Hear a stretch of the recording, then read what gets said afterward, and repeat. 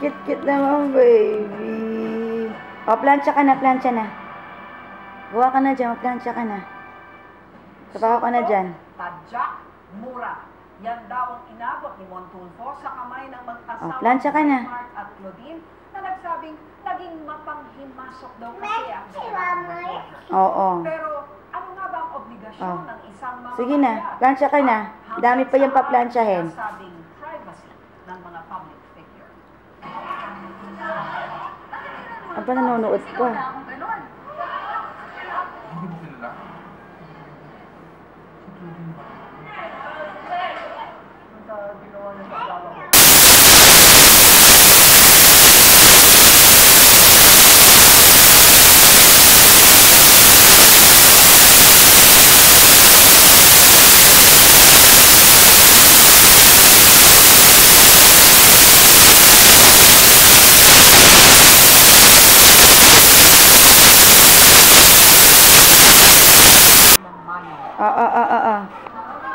Kayla,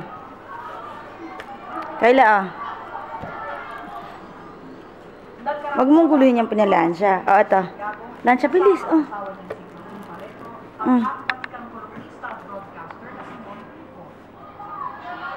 Galing naman ng pamangking ko. Marunong na magplansya. Sige, ayusin mo.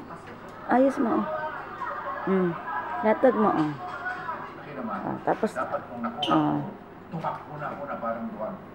Kinuwento ni Tulfo sa aming panayam kung ano raw talaga ang nangyari. Bon, ikwento ko lang sa amin in brief kung ano nangyari, saan ka lang galing. Nanonood pa, asan yung pinaplansya mo? Lagay mo to dyan.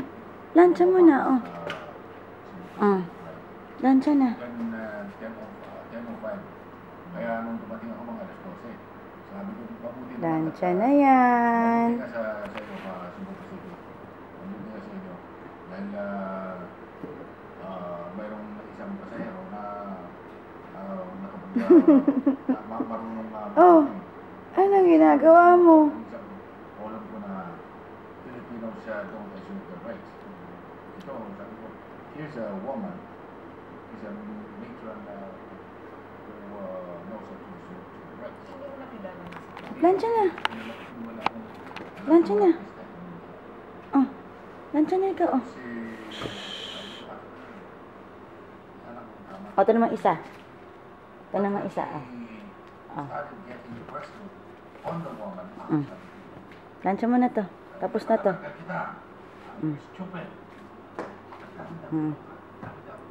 Lansya na ikaw. Ito na, Lansya na. Yay. Galing naman ng pamangking ko. I learned na nawalan siya ng bagahe, kaya naiwan natin yung bagahe. Offload. Hindi kasalanan ng